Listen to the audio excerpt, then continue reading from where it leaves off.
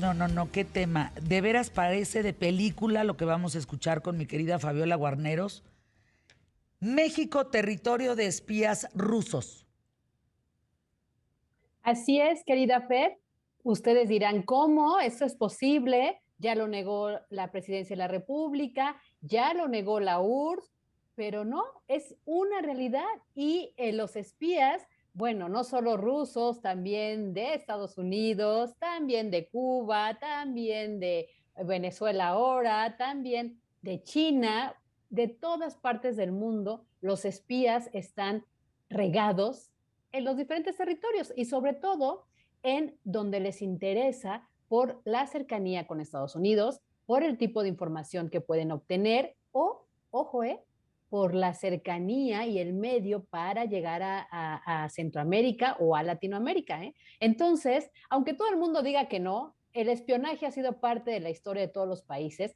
No solo hay presencia física, también lo hacen a través de sistemas de computación. Acuérdense del más reciente y más novedoso, que fue todo el escándalo de Wikileaks, que incluso a través de las embajadas había escuchas, ¿no? Y por esta información que se reveló, pudimos conocer muchas cosas y antecedentes de lo que pasaba en México y en otros países, ¿no?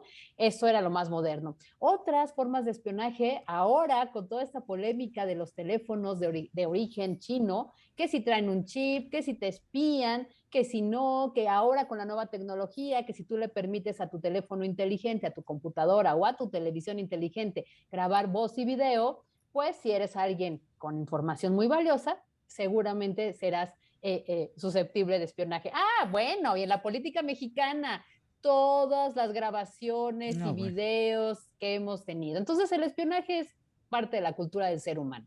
Pero en México, el tema ahorita en el contexto de esta terrible y dolorosa guerra entre Rusia y Ucrania, la invasión de Rusia, propiamente dicho, a Ucrania, pues generó otro debate y otra polémica porque el jefe del Comando Norte de Estados Unidos aseguró ante el Senado de Estados Unidos que Rusia cuenta con más agentes de inteligencia en territorio mexicano que en cualquier otra parte del mundo.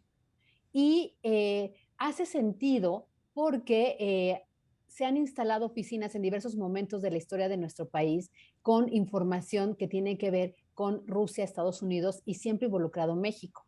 Y evidentemente todo esto siempre lo tenemos que tomar con la reserva de los contextos. Somos testigos de una guerra muy cruel. El jefe del Comando Norte compareció ante el Senado de su país porque está solicitando recursos para su actividad que tiene que ver con defensa, con inteligencia. Entonces, todo tiene que tomarse en la justa medida. Pero hay un dato interesante. Él dice que los espías pueden tener también la influencia con los cárteles del narcotráfico, con el crimen de la droga, porque mueven más cosas. Pero no están tan alejados. Recuerden que ya también una periodista, Cintia Rodríguez, hizo un libro sobre la Nangreta, que era esta mafia rusa e italiana que también tenía contactos aquí en México. Entonces, esto es algo que ha sucedido. Ahora, yo les quiero contar que Pascal Ventral del Río, que ustedes lo conocen también, muy querido de Fer, y él te adora, Fer, él entrevistó en septiembre de 2007 en Moscú a Oleg Maximovich Nechiporenko. ¿Saben quién era ese señor? Pues él encabezaba la Oficina de Contrainteligencia de la Unión Soviética en México entre 1961 y 1971. Y era el responsable, ahí están las imágenes, de la seguridad del personal y de evitar su reclutamiento por el enemigo principal, que en ese entonces era la CIA, Estados Unidos. Su labor no siempre tuvo éxito, le platicaba a Pascal, porque además de las tentaciones de la agencia de estadounidense, ¿qué creen? Tenía que hacer frente, estos espías rusos, a las tentaciones de la Dirección Federal de Seguridad, No. la DFS. ¿Se acuerdan? Esto horrible que participó en todos los momentos del 68 que desaparecían personas. Pues también, fíjense. Y su miembro, así lo llamó, el Nechiporenko, este gran jefe de inteligencia, era el más conspicuo, hábil, engañador, Miguel Nazar Aro, justo, ¿eh? Y Don desde la Miguel, qué embajada, bárbaro. No, no, no. sí, sí, Fer. O sea, ahorita que le Fíjate que sigan. algún día tuve la oportunidad de conocerlo. Y algún día le dije, don Miguel, déjeme entrevistarlo y firmamos un convenio usted y yo que no publico nada hasta que se muera. Me dijo, de ninguna manera. No, Le es dije, que don todo Miguel, lo por que... favor, es que tiene usted que dejar algo de lo que usted sabe, de lo que usted ha hecho, ¿no? De lo que usted sabe. Sí, porque tuvo toda esta relación, pues Nazar Haro, no solo con estos espías rusos, sino también con los de Estados Unidos, y ahorita les voy a platicar muy qué. Bueno, pues este señor, Nechiporenko, espía ruso, conoció los entretelones de la historia de los hechos históricos y de crisis de esos momentos. En el 62, en el 68, en los 70, atestiguó el movimiento estudiantil aquí en México y los dos sucesos presidenciales de López Mateos y Díaz Ordaz. Pero, por casualidad, y fue las imágenes que ustedes estaban viendo, en su camino se cruzó con los de Oswald, Lee Harvey Oswald, y Ramón Mercader, quienes pasaron a la historia por los asesinatos de John F. Kennedy y Y de de León Trotsky. Trotsky. Imagínate, Fer. Y Echeverría, luego de haber sido descubiertas las células del Movimiento Armado Revolucionario, un grupo insurgente formado en Moscú por parte de estudiantes mexicanos de la Universidad Patricio Lumumba, pues decidió expulsarlo, ¿no?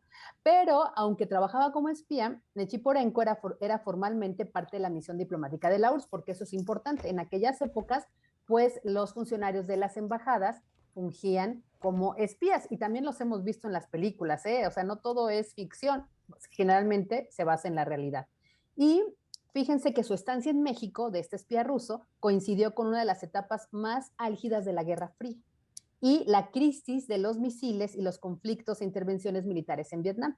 Pero bueno, el tema es que por azares del destino, Nechiporenko conoció a Oswald cuando él vino a México, mucho antes de asesinar a Kennedy, y le pidió que lo ayudara a regresar que tenía un pasaporte y que lo ayudara a regresar a la Unión Soviética, porque ahí en Estados Unidos había sido amenazado, que lo perseguían, que esto iba a explotar, que él, Oswald, había estudiado en Rusia, se había casado allá, se había casado con una ciudadana soviética, Marina Rusakova, y que, pues, que habían vuelto a Estados Unidos y que el FBI estaba haciendo la vida imposible, que quería regresar al entonces que se llamaba la URSS, ¿no?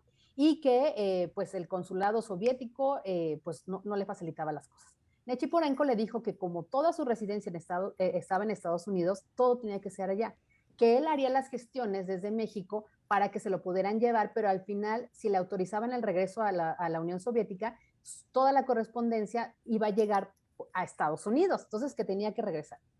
Bueno, pues 2 veces estuvo aquí Oswald en México con Nechiporenko tratando de regresar, cuando el 22 de noviembre del 63 asesina a Kennedy. O bueno, eso es lo que sabemos de la parte de la historia, es el responsable de ese hecho, ¿no?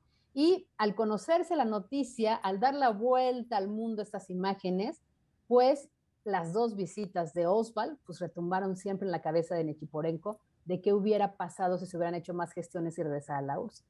¿Tendría que ver la URSS o no en el asesinato? Nunca lo vamos a saber. Pero Oswald estuvo aquí en México y Oswald se entrevistó con este espía. Y luego, ahí les va la otra bien interesante, en los años 70 cuenta de su relación con Nazar Haro. Y él dice que cuando lo expulsaron de México, le dijeron que era un peligroso espía, provocador, agente subversivo, y es que la Dirección Federal de Seguridad también hacía contraespionaje para la CIA, eso dice. Y había una chica que se llamaba Raya, que era trabajadora de la Embajada de la Unión Soviética, trabajaba en cosas de economía, y ella había tenido un noviecillo español con el que se iba de repente. Pero todos los funcionarios de la embajada rusa tenían prohibido salir y quedarse a dormir fuera de la embajada, justamente por todas estas informaciones susceptibles y porque, pues sí eran posiblemente cooptados tanto por la CIA como por la Dirección Federal de Seguridad. Pues total de que pasó lo que tenía que pasar. Raya fue cooptada, pidió asilo por la Dirección Federal de Seguridad Mexicana, pidió asilo político a la Secretaría de Gobernación y allá pues no tenía mucha información valiosa, pero lo que sí lograron es que con la información de Raya expusieron que parte del personal de la embajada pues eran espías, ¿no? Y efectivamente se dirigieron los rusos a la Secretaría de Gobernación, le dijeron a Raya que se regresara, que le iban a llevar a Rusia, que se calmara, pero acuérdense que aquellas épocas las cosas no eran tan sencillas ni tan bonitas como se las estoy platicando. Dice Nechiporenko que una falla en la embajada fue que llegó todo el equipo de seguridad y militar de la embajada rusa a Gobernación a exigir que se le entregara a esta ciudadana rusa. La chica Raya pues se impactó porque ustedes saben que en esas épocas pues Rusia no, como hasta la fecha, los tienen controlados, los someten también a tortura, a cárceles, los incomunican. Entonces ella no quiso regresar y se quedó ahí. Tiempo después, ¿qué creen? Encontraron a Raya, pues ya totalmente enviciada, le dieron droga y pues ella perdió pues la identidad, el conocimiento, porque se volvió alguien vagabundo, ¿no? Una chica vagabunda. Entonces, en ese momento, pues temieron ya los alcances de esa Dirección Federal de Seguridad que trabajaba con la CIA y que lo único que lograron fue exponer pues el espionaje ruso. Pero ¿qué creen? A partir de ese momento, Nechiporenko confirmó que esa Dirección Federal trabajaba para la CIA. Y ahí acaba la historia, ¿no? Él escribió todo un libro sobre Oswald, todo lo que pasó con Kennedy, no sé si siga vivo, cuando Pascal fue a Rusia fue en el 2006 y fue en septiembre de 2007, él hizo contacto con él en el 2006, siempre lo quiso entrevistar cuando Pascal cubría temas de la guerrilla, pero lo recibió en Moscú en 2007. No sé qué en todos estos años que haya pasado, pero el dato que les quiero dejar es que efectivamente, por los últimos documentales y el caso de Kiki Camarena, nos hemos enterado que la Dirección Federal de Seguridad sí trabajaba con la CIA y que atrás del crimen de Kiki Camarena estaba el crimen organizado, Félix Gallardo, pero no por un tema de narco, sino por un tema de infiltración de la política de Estados Unidos hacia Centroamérica, hacia Nicaragua. Utilizaban el crimen organizado para enviar el armamento que necesitaban para desestabilizar a estos pueblos de América. Entonces, no está tan equivocado el No, Centro del bueno. Comando Norte al advertir. Anuncios QTF, qué tema, Fabiola, qué tema. Qué tema.